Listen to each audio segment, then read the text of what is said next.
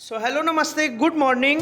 और बढ़ते हैं आज की ताज़ा खबरों की ओर। उससे पहले आपको मैं हमेशा की तरह आज भी पहले कोरोना अपडेट बताऊंगा। अपने भारत में कुल मिलाकर कोरोना के मरीज 65,000 के पार हो चुके हैं, जिनमें कि 42,000 के पार एक्टिव मामला आया है। वहीं रिकवर हुए हैं 20,000 के से ज़्यादा लोग रिकवर यहाँ पे हो चुके हैं। डेथ रेट की माने तो डेथ रेट यहाँ पे 2,000 के पार पहुंच चुका है, यानी कि बहुत जल्द यहाँ पे 2200 के करीब पहुंचने वाला है। तो चलिए अब खबर की ओर बढ़ते हैं। सबसे पहला खबर हम बिहार से लेने वाले हैं। आज बिहार में दिन भर की बड़ी खबरों पर एक बार नज़र डाल लेते हैं। बिहार में जलवायु के अनुसार खेती के लिए 5 वर्षों की योजना स्वीकृत कर दी गई है। कृषि मंत्री जी ने ऐलान कर दिया गया है। 1.25 करोड़ राशन कार्डधारियों के खाते में भेजे गए हैं 1-1 हज़ार रुपये। बिहार के 38 में से 37 जिलों में पहुंचा कोरोना वायरस। दिल्ली में बिहारी मजदूर की वापसी को लेकर तेजस्वी ने सीएम नीतीश पर किया है हमला। केजरीवाल ने जताया है आभार। अगली खबर की ओर बढ़ते हैं। अगली खबर बताऊं कि राजस्थान में कोरोना के करीब 140 नए केस सामने आ चुके हैं। शुरू में पहली मौत हो चुकी है। अगली खबर बताऊं बिहार जाने के जिले में अब तक ठीक हो चुके हैं कोरोना महामारी। कौन कौन से जिले ऐसे हैं जहां पे कोरोना महामारी से कितने लोग ठीक हुए हैं, तो आइए बता दें। बक्सर में करीब 54 लोग ठीक हुए हैं। मुंगेर में 43, रोहतास में 40, नालंदा में 35, सिवान में 26, कैमूर में 25, पटना में 21, गोपालगंज में 17। वहीं बताऊं कि भोजपुर में 10 और बेगूसराय में 8 ऐसे मरीज हैं जहां पे वे ठीक हुए हैं कोरोना से। गोवा के बाद कोरोना मुक्त हुआ देश का एक और राज्य। कोरोना वायरस पूरी दुनिया में चिंता का विषय बना हुआ है। ऐसे में मिजोरम से एक अच्छी खबर आई है कि मिजोरम पूरी तरह से कोरोना मुक्त हो चुका है। बता दें कि राज्य में कोरोना का एकमात्र ही मरीज बचा था, जिसे स्वस्थ होने के बाद आज डिस्चार्ज कर दिया गया है। गोवा के बाद मिजोरम कोरोना मुक्त होने वाला एक पहला राज्य। अगली खबर की ओर बढ़ते हैं। अगली खबर आपको बताएं कि बिहार के 1.25 करोड़ राशन कार्डधारियों के खाते में भेजे गए 1-1 हज़ार रुपये। जैसा कि मैंने आपको पहले भी बताया कि सूचना एवं जनसंपर्क विभाग के सचिव अनुपम कुमार ने बताया कि शनिवार को प्रेस कॉन्फ्रेंस रखा गया था। बिहार के 1 करोड़ 24 लाख राशन कार्डधारियों के खाते में सरकार ने 1-1 हज़ार रुपये का भुगतान किया है। सीएम नीतीश कुमार ने राशन कार्डधारियों को शीघ्र से शीघ्र राशि देने का ऐलान कर दिया है। दूसरी ओर लॉकडाउन के दौरान रोजगार के लिए राज्य में 1.5 करोड़ कार्य दिवस सृजित अभी किए गए हैं। अगली खबर बता दूं आपको कि प्लाज्मा थेरेपी से हुआ इलाज, उसके बाद क्या हो गया तो मौत हो गई। उत्तर प्रदेश के लखनऊ में किंग जॉर्ज मेडिकल कॉलेज पर एक कोरोना संक्रमित मरीज मिला था। हार्ट अटैक से मौत हो गई उसकी। इस शख्स का कोविड-19 इलाज प्लाज्मा थेरेपी के माध्यम से किया जा रहा था। मृतक यूपी का ही पहला पेशेंट था जिसका इलाज प्लाज्मा थेरेपी से किया गया। संक्रमित शख्स को डायबिटीज, हार्ट, ब्लड प्रेशर की समस्या थी, तो स्वाभाविक सी बात है मौत होनी ही होनी। मृतक खुद पेशे से चिकित्सक था और प्लाज्मा थेरेपी से 14 दिन के बाद उनकी हालत में सुधार भी दिख रहा था, लेकिन अचानक उन्हें हार्ट अटैक आ गया और उनकी मौत हो गई। काफ़ी दुखद घटना है। दोस्तों, आपको क्या लगता है कि इस तरह के जो मामले सामने आ रहे हैं, इसके बारे में आप लोग क्या कहते हैं? अपना विचार कमेंट बॉक्स में हमें ज़रूर लिखा करें, क्योंकि मैं आपका कमेंट सारा पढ़ते रहता हूं, तो इससे पता चलता है कि आप लोग हमारे वीडियोस को देख रहे हैं। अगली खबर बताऊं तो अगली खबर झारखंड से है। तो झारखंड का थोड़ा सा कोरोना अपडेट को जान लेते हैं। प्रदेश में अब तक 3 की मौत हो चुकी है। 160 लोग यहाँ पे संक्रमित हो चुके हैं। प्रवासी श्रमिकों के झारखंड आने के साथ ही कोरोना के संक्रमित मरीजों की संख्या में तेजी से इजाफा हो गया। शनिवार को धनबाद के 2 नए पॉजिटिव मरीज पाए गए, इसकी पुष्टि हो गई।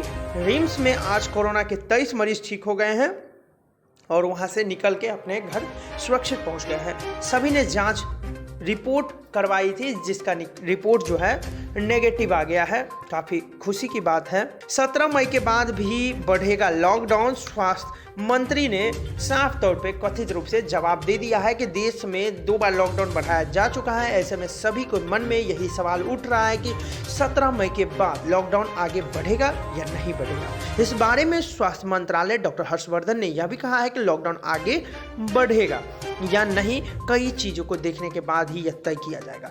लेकिन मामला यह भी सामने आ रहा है कि 17 मई के बाद लॉकडाउन बढ़ेगा ही बढ़ेगा, जैसा कि आप लोग के मन में भी यह चल रहा ही होगा, आप लोग जानते ही होंगे। पीएम सभी राज्यों के मुख्यमंत्री से बात कर रहे हैं, सभी मुख्यमंत्री राज्यों का विश्लेषण भी भेजेंगे, जिसके बाद एक्सपर्ट की राय लेकर कोई भी फैसला लिया जाएगा। दोस्तों, आप क्या समझते हैं कि लॉकडाउन बढ़ाया जाएगा और या लॉकडाउन खत्म किया जाएगा या लॉकडाउन हटाया जाएगा? तो इसके बारे में आप क्या सोचते हैं, इसके बारे में जरूर कमेंट बॉक्स में आप लोग लिखें। अगली खबर बढ़ते हैं। तो अगली खबर बताऊं कि सीबीएसई और 12वीं की परीक्षा का नया शेड्यूल छात्रों को परेशान कर सकता है। दरअसल 12वीं की परीक्षा के लिए शिक्षा मंत्री ने 1 से 15 जुलाई की तारीख तय की। वहीं नीट, जेई जैसी परीक्षाओं के लिए 18 से 23 जुलाई के बीच में यह परीक्षा आयोजित कराई जाएगी। जर्मनी से हटा दिया गया लॉकडाउन, पॉजिटिव मामले बढ़ते ही पलटा फैसला। जर्मनी सरकार ने पॉजिटिव मामले कम करने पर लॉकडाउन की छूट दे दी है।